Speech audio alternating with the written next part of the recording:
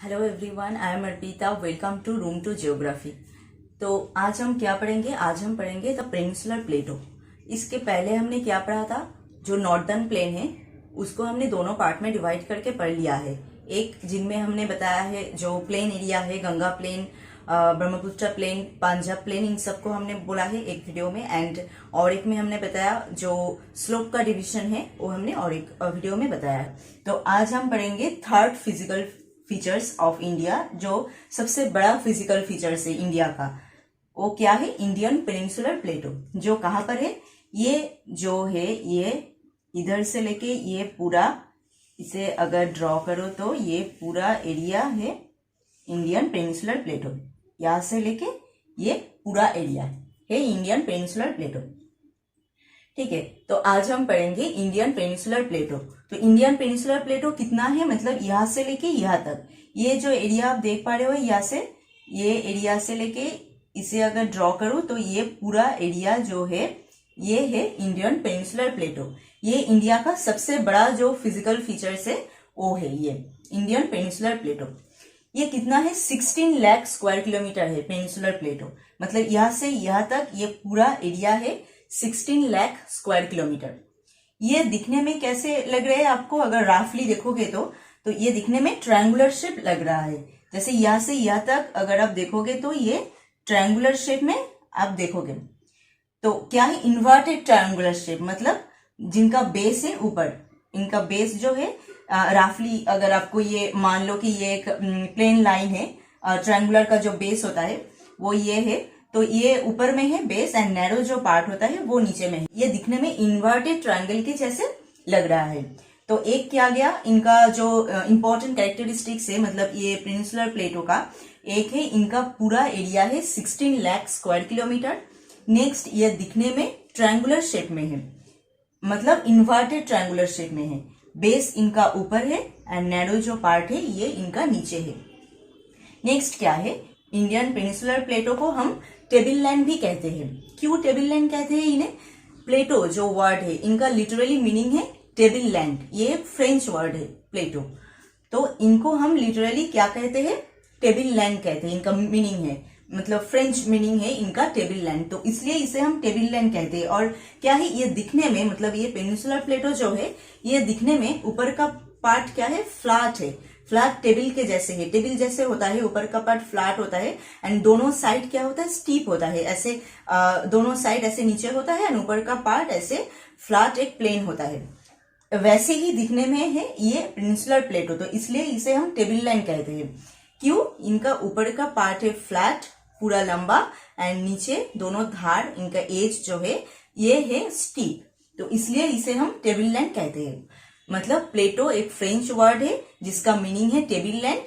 उनके नाम से ही इनका नाम हुआ है क्योंकि ये दिखने में टेबल के जैसे है। ऊपर का पार्ट फ्लैट है एंड साइड दोनों स्टीप है। ठीक है, नेक्स्ट क्या है?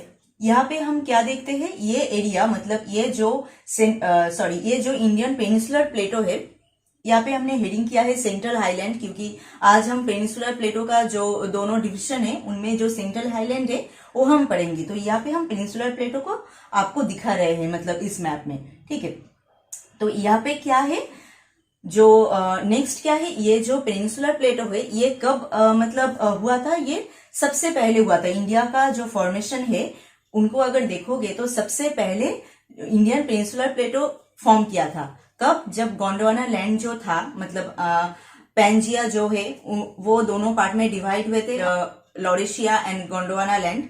तो गोंडवाना लैंड जब डिवाइड हुए थे तब इंडो ऑस्ट्रेलियन प्लेट जो है वो मूव करके यूरेशियन प्लेट की तरफ चले गए थे। मतलब यूरेशियन प्लेट कहाँ पर था?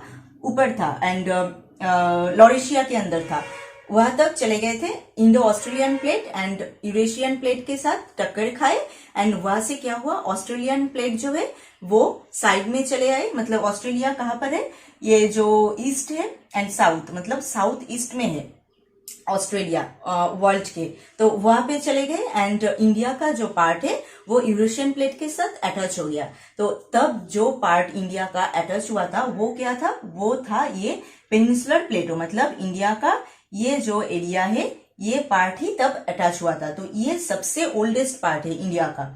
इंडिया को अगर देखोगे तो सबसे ओल्डेस्ट पार्ट है ये पेनिनसुलर प्लेटो, ये गोंडवाना लैंड का पार्ट है, क्योंकि यहाँ पे क्या है, ये गोंडवाना लैंड जब ब्रेक हुआ था तब ये बना था, मतलब इंडो ऑस्ट्रेलियन प्लेट से इंडिया बिछड़ के ऊपर में जो मतलब लॉरेशिया में जो यूरेशियन प्लेट है उनके साथ अटैच हुआ था, तब इंडिया का इतना ही पार्ट अटैच हुआ था। तो ये सबसे ओल्डेस्ट पार्ट है। नेक्स्ट इंडिया का ये हिमालयन रेंज बना, उनके बाद नॉर्दर्न प्लेन बना। तो इंडियन पेनिनसुलर प्लेटो इंडिया का सबसे बड़ा फीचर से, सबसे बड़ा जो फिजिकल फीचर है वो है इंडियन पेनिनसुलर प्लेटो। इनका एरिया है 16 लाख स्क्वायर किलोमीटर। ये दिखने में टेबल लैंड जैसे है एंड ये और क्या है, ये ट्रायंगल शेप में है और ये सबसे ओल्डेस्ट पार्ट है। इनमें अगर आप देखोगे तो इनके अंदर जो नदियां है, मतलब रिवर जो है, वो सब वेस्ट से ईस्ट के तरफ जा रहा है। यहाँ पे गोदावरी है, कृष्णा है, कावेरी है, ये सब वेस्ट से ईस्ट के तरफ जा रहा है। कुछ दो रिवर है, जैसे यहाँ पे है नर्मदा एंड ताप्ती, यहाँ पे है नर्मदा एंड ताप्ती, ये दोनों रिवर जो ईस्ट से वेस्ट के तरफ आए हैं। नहीं तो मोस्ट ऑफ रिवर वेस्ट से ईस्ट के तरफ जाते हैं एंड नर्मदा एंड ताप्ती जो है ईस्ट से वेस्ट के तरफ आते हैं। यहाँ का एवरेज एलिवेशन है 600 to 900 मीटर, यहाँ का एवरेज एलिवेशन। ये mainly old crystalline igneous and metamorphic rock से बना है और लावा फ्लो से बना है मेनली ये peninsular Plato. Old crystalline igneous and metamorphic जो रॉक होता है, ग्रेनाइट, नीस, इन सब से ये एरिया बना है पेनिनसुलर प्लेटो। तो इनका एवरेज एलिवेशन क्या है, 600 to 900 मीटर इन एरिया का एवरेज एलिवेशन है। तो ये गया पूरा इंडियन पेनिनसुलर प्लेटो जो है उनका मेन जो कैरेक्टरिस्टिक्स। तो क्या क्या कहा हमने अब तक, जो पेनिनसुलर प्लेटो है वो है 16 लाख स्क्वायर किलोमीटर पूरा इंडिया में, ये सबसे बड़ा फिजिकल फीचर है। नेक्स्ट क्या है, या ये दिखने में ट्रायंगल शेप में है, इन्वर्टेड ट्रायंगल शेप, ऊपर में बेस है एंड नैरो पार्ट है नीचे में। नेक्स्ट ये दिखने में टेबल लैंड के जैसे है, क्योंकि इनके ऊपर का पार्ट जो है टेबल के जैसे है, दोनों साइड स्टीप है, तो दिखने में टेबल जैसे होता है ये। नेक्स्ट ये mainly old crystalline igneous metamorphic जो रॉक होता है, ग्रेनाइट, नीस, इन सब से ये एरिया बना है, ये एरिया। एंड यहाँ का एवरेज एलिवेशन है 600 to 900 मीटर एंड ये यहाँ पे जो रिवर जा रहा है वो सब वेस्ट से ईस्ट के तरफ जाते हैं एंड नर्मदा एंड ताप्ती जो रिवर है ये ईस्ट से वेस्ट के तरफ आते हैं। अब ये इंडियन पेनिनसुलर प्लेटो को मतलब रिलीफ के फीचर में, रिलीफ फीचर के बेसिस पे इनको हमने दोनों पार्ट में डिवाइड किया है। एक है सेंट्रल हाईलैंड जो आज हम पढ़ेंगे और एक है द डेक्कन प्लेटो जो यहाँ से यहाँ तक है डेक्कन प्लेटो एंड ये जो हमने ड्रॉ किया है यहाँ पे ये है सेंट्रल हाईलैंड। तो क्या हुआ, इंडियन पेनिनसुलर प्लेटो को हमने रिलीफ फीचर के बेसिस पे, मतलब कहाँ पे क्या क्या रिलीफ फीचर है, इन सब के बेसिस पे हमने इनको दोनों पार्ट में डिवाइड किया है। एक है सेंट्रल हाईलैंड एंड एक है द डेक्कन प्लेटो। तो सेंट्रल हाईलैंड है ऊपर में नॉर्थ में एंड डेक्कन प्लेटो है साउथ में। तो आज इस वीडियो में हम पूरा सेंट्रल हाईलैंड पढ़ेंगे, मतलब सेंट्रल हाईलैंड में क्या क्या है ये सब आज हम देखेंगे।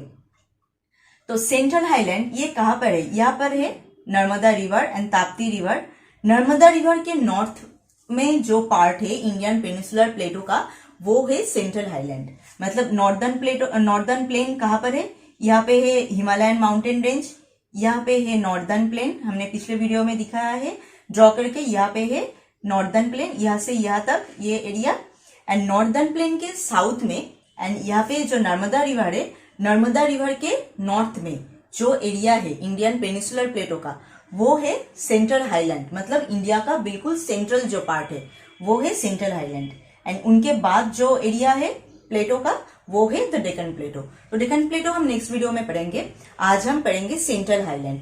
तो सेंट्रल हाईलैंड में क्या क्या है, मतलब सेंट्रल हाईलैंड का एवरेज जो एलिवेशन है वो है 700 to 1000 मीटर, सेंट्रल हाईलैंड का एवरेज एलिवेशन।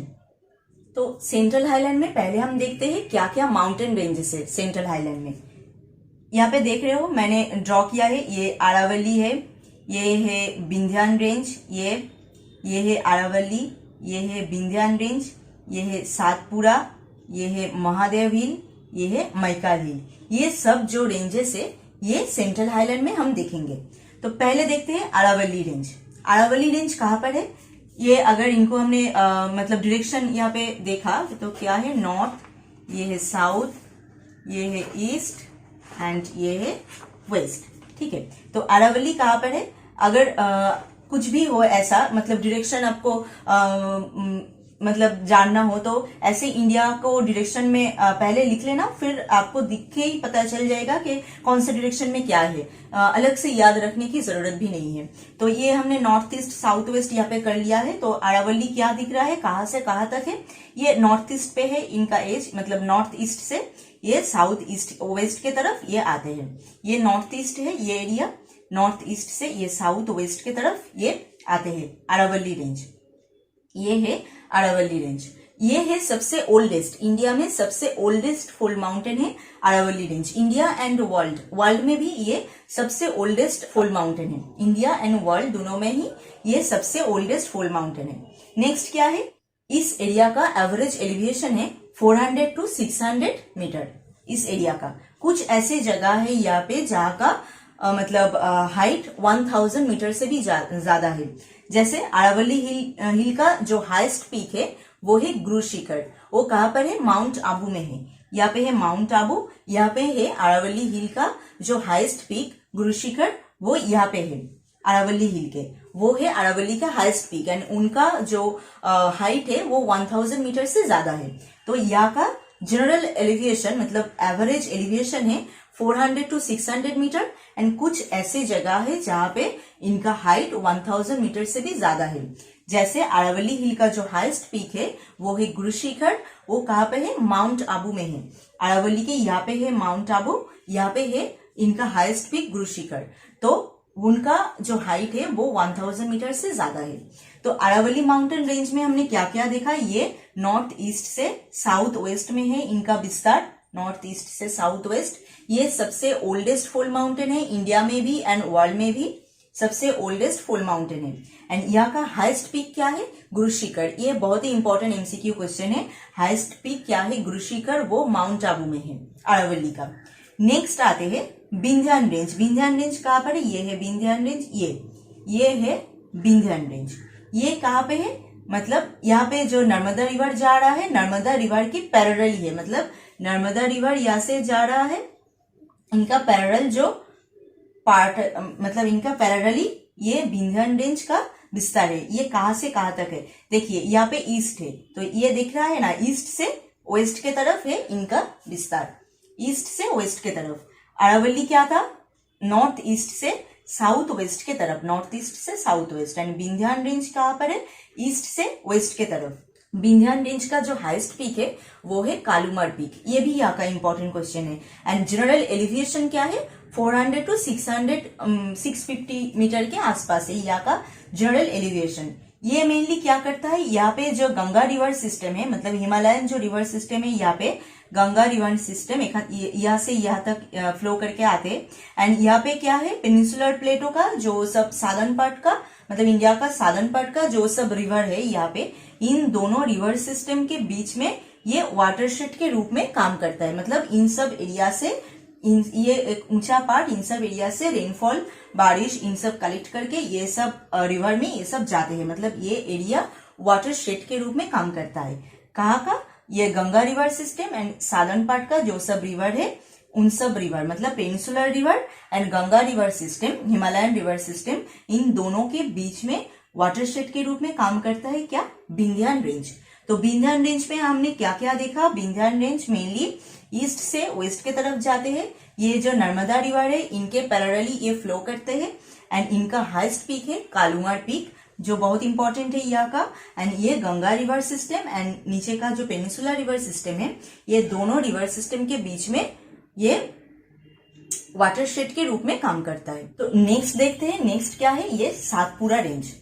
अरावली रेंज हमने बोल दिया है, नेक्स्ट विंध्यान रेंज बोल दिया है। अब आते हैं सातपुरा रेंज में। सातपुरा रेंज इनका लिटरली इनका मीनिंग है 7 माउंटेन ऑफ रेंज, मतलब 7 माउंटेन से ये सातपुरा रेंज बना है।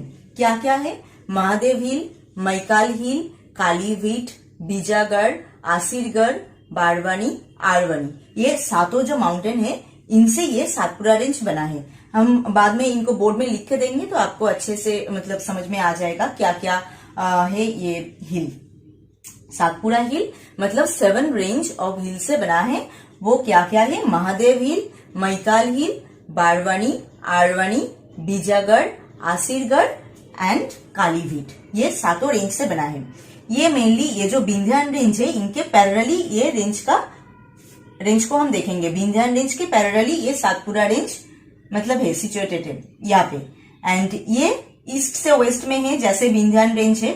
यहाँ पे है नर्मदा रिवर एंड इनके नीचे से गया है ताप्ती रिवर, मतलब Narmada river and Tapti river के बीच में ये रेंज है, मतलब सातपुड़ा रेंज। तो सातपुड़ा रेंज का जो हाईएस्ट पीक है वो क्या है? धूपगढ़ है। धूपगढ़ महादेव हिल में है। सातपुड़ा रेंज का जो 7 माउंटेन हमने बताया उनमें महादेव हिल एक है। तो महादेव हिल में जो धूपगढ़ है वो सातपुड़ा रेंज का हाईएस्ट पीक है।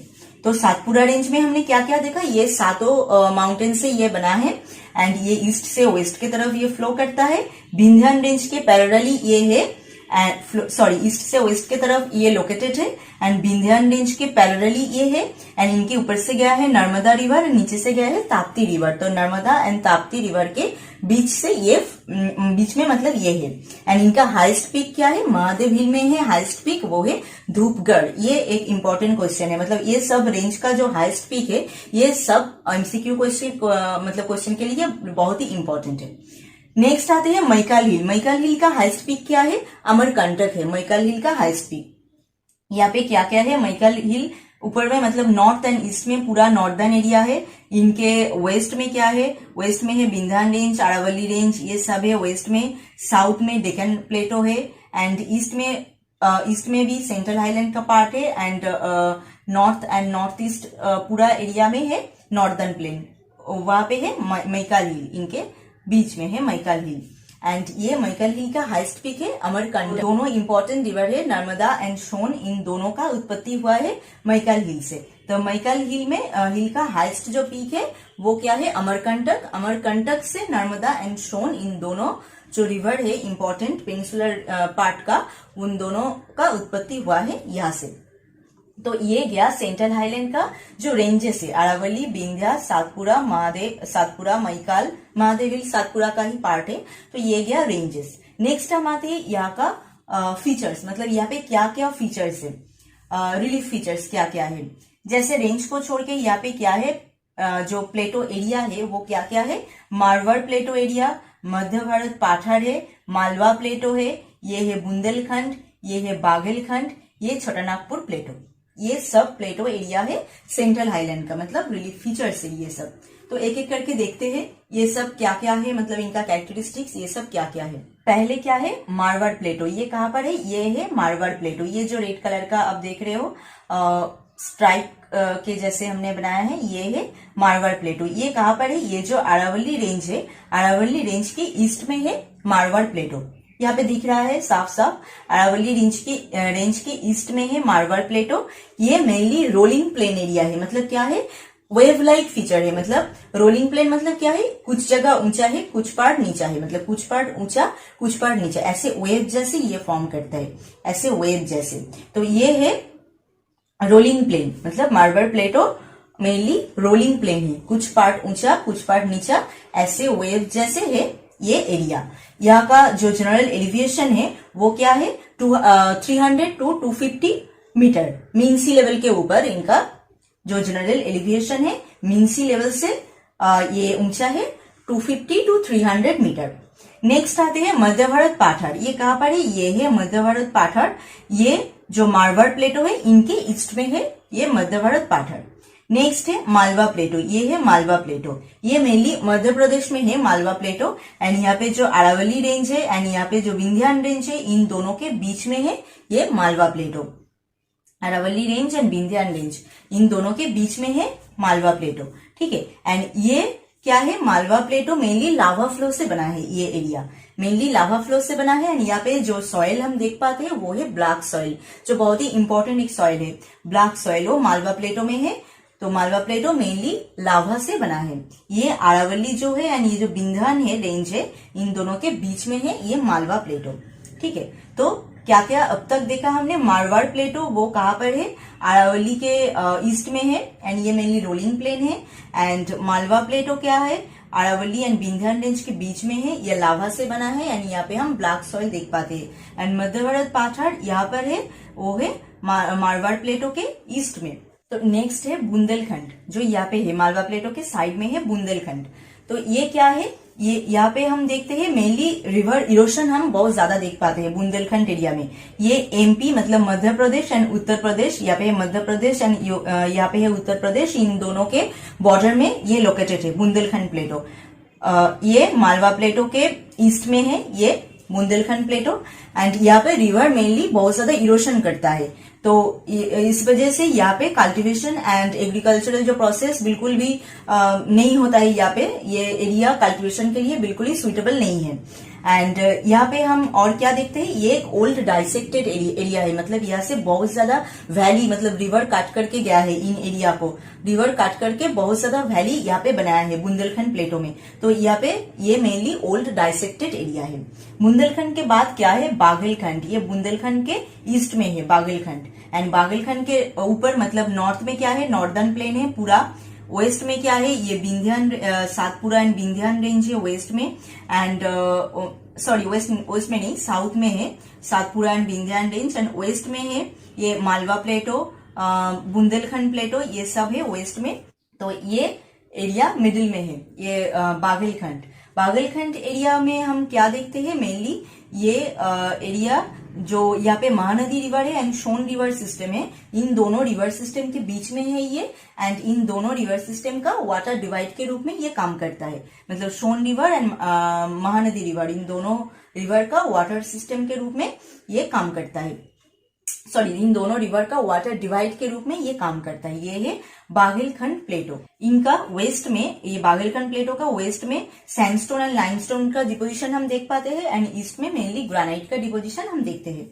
एंड ये बाघेलखंड जो प्लेटो है ये बिल्कुल ही फ्लैट एरिया नहीं है। यहाँ का जो जनरल एलिवेशन है वो 700 से लेके 1200 मीटर तक है इनका जनरल एलिवेशन बाघेलखंड का, मतलब ये फ्लैट एरिया नहीं है। ये सब हम देख रहे हैं कि थोड़ा बहुत फ्लैट के आसपास है ये सब एरिया। 200 to 300 मीटर है जनरल एलिवेशन, कुछ जगह का 400 मीटर के आसपास है जनरल एलिवेशन, लेकिन यहाँ का है 700 से 1200, मतलब 1200 मीटर तक है इनका जनरल एलिवेशन। तो ये फ्लैट एरिया नहीं है, यहाँ पे ऊंचा नीचा कुछ पार्ट है। नेक्स्ट आते हैं छोटा नागपुर प्लेटो, वो कहाँ पर है, वो है यहाँ पर, मतलब ये इन सब प्लेटो एरिया से ज्यादा दूर है। ये है जो पेनिनसुलर प्लेटो एरिया है उनका नॉर्थ ईस्टर्न पार्ट में है छोटा नागपुर प्लेटो, ये सब प्लेटो एरिया से थोड़ा दूर। तो ये क्या है, छोटा नागपुर प्लेटो का जो जनरल एलिवेशन है वो 700 मीटर के आसपास है जनरल एलिवेशन।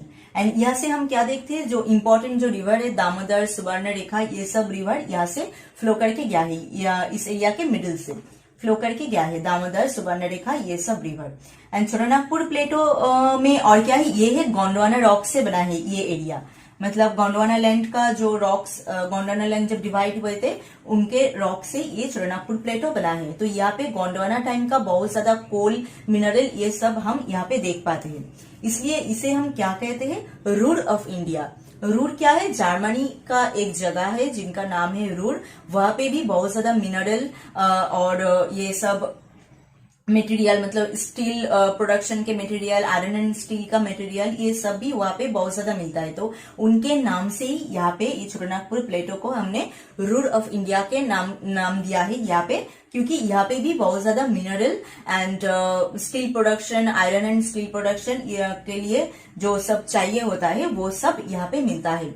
तो इसलिए इसे हम रूर ऑफ इंडिया कहते हैं। ये भी एक 2 मार्क का क्वेश्चन यहाँ से होता है, क्यों इसे रूर ऑफ इंडिया कहा जाता है छोटा नागपुर प्लेटो को। तो ये एक इंपॉर्टेंट क्वेश्चन है। एंड छोटा नागपुर प्लेटो को हम पोर्टलैंड भी कहते हैं। पोर्टलैंड क्या है, एक ऐसा वेदरिंग फीचर्स है, वो है मेसा। हम बाद में जब वेदरिंग फीचर्स पढ़ाएंगे तब उनके अंदर ये सब हम बताएंगे। अभी यहाँ पे छोटा मतलब जिस्ट करके बोल रही हूँ मैं यहाँ पे। मेसा क्या है, मेसा एक ऐसा फीचर है जिनका ऊपर का पार्ट फ्लैट है एंड दोनों उनका एज जो है बहुत ही स्टीप है, ऐसे दोनों स्टेप बहुत ही स्टीप है, एक के बाद एक अगर मेसा रहे तो क्या लगता है दिखने में, स्टेप लाइक दिखने में लगता है, सीढ़ियां जैसे दिखने में लगता है। मतलब एक मेसा रहे उनके बाद एक एक करके अगर रहे तो दिखने में स्टेप लाइक लगते हैं। तो ये एरिया है पोर्टलैंड, इसे हम लोकली पोर्टलैंड कहते हैं। जो मेसा जो है उसे ही हम लोकली छोटानागपुर प्लेटो में पोर्टलैंड कहते हैं। तो ये छोटानागपुर प्लेटो का नॉर्थ ईस्टर्न जो पार्ट है वो क्या है, उसे हम राजमहल हिल के नाम से जानते हैं। छोटानागपुर प्लेटो नॉर्थ ईस्ट में जो है, छोटानागपुर प्लेटो का जो पार्ट है उसे हम राजमहल हिल के नाम से जानते हैं। तो ये सब गया सेंट्रल हाईलैंड का इंपॉर्टेंट जो पार्ट, मतलब रेंजेस हमने बोल दिया है एंड जो सब प्लेन एरिया है वो भी हमने यहाँ पे बोल दिया है। तो ये जो सेंट्रल हाईलैंड है यहाँ पे हमने क्या क्या देखा, जो रेंजेस है वो क्या क्या है। अरावली रेंज पहले था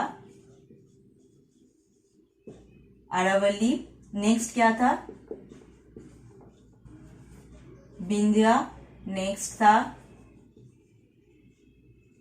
सातपुड़ा, उनके बाद क्या था महादेव हिल जो सातपुड़ा का ही पार्ट है, एंड मैकाल रेंज वो भी था मैकाल। तो अरावली रेंज में हमने क्या देखा था, ये इनका जो इम्पोर्टेंट है वो भी वही हम बोल रहे हैं यहाँ पे। अरावली रेंज का जो हाईएस्ट पीक है वो है गुरु शिखर।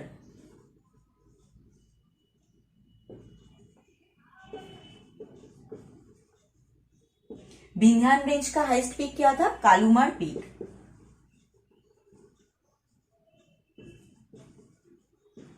सातपुड़ा रेंज का हाईएस्ट पीक क्या था, धूपगढ़।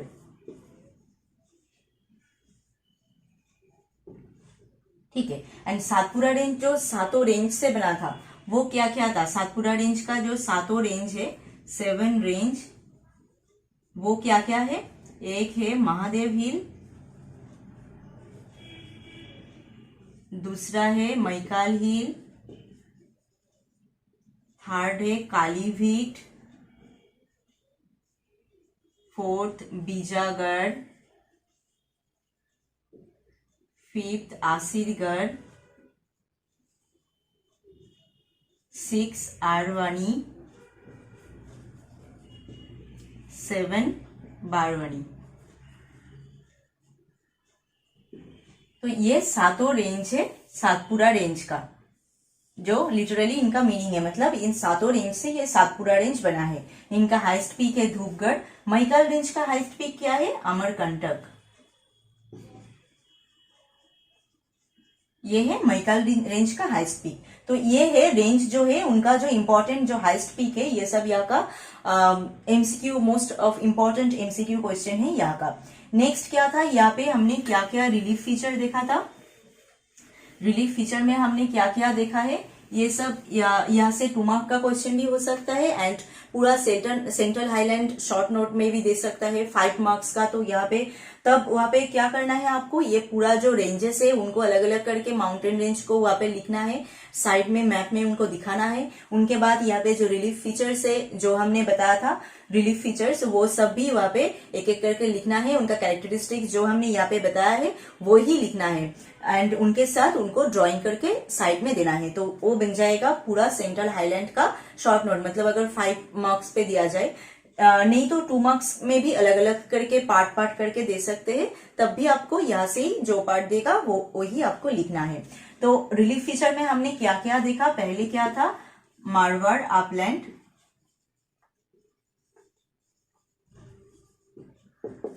मारवाड़ अपलैंड क्या कहाँ पर था, ये अरावली रेंज के ईस्ट में था। नेक्स्ट है मध्य भारत पठार, मध्य भारत पठार वो मारवाड़ लैंड के ईस्ट में है, इनके ईस्ट में है। थर्ड क्या था मालवा प्लेटो, ये जो अरावली रेंज है एंड विंध्यान रेंज है इन दोनों के बीच में है मालवा प्लेटो, ये मध्य प्रदेश में है। फोर्थ क्या था बुंदेलखंड, ये उत्तर प्रदेश एंड मध्य प्रदेश इन दोनों के बीच में है, ये बुंदेलखंड। फिफ्थ बाघेलखंड, बुंदेलखंड के ईस्ट में है ये बाघेलखंड।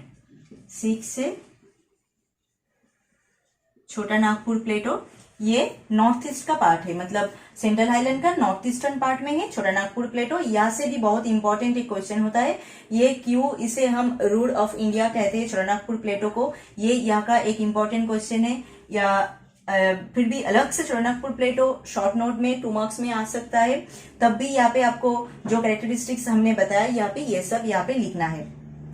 तो ये सब गया सेंट्रल हाईलैंड, मतलब इंडियन पेनिनसुलर प्लेटो को हमने दोनों पार्ट में डिवाइड किया है। आज पूरा हमने सेंट्रल हाईलैंड देखा एंड नेक्स्ट पार्ट में हम पढ़ेंगे इनका और एक जो पार्ट है द डेक्कन प्लेटो, वो हम नेक्स्ट पार्ट में पढ़ेंगे, ठीक है। तो अगर आपको इस पार्ट से कुछ पूछना हो और कुछ जानना हो तो आप हमें कॉमेंट बॉक्स में कॉमेंट करके बोल सकते हो, ठीक है। तो आज यही तक ही है, थैंक यू।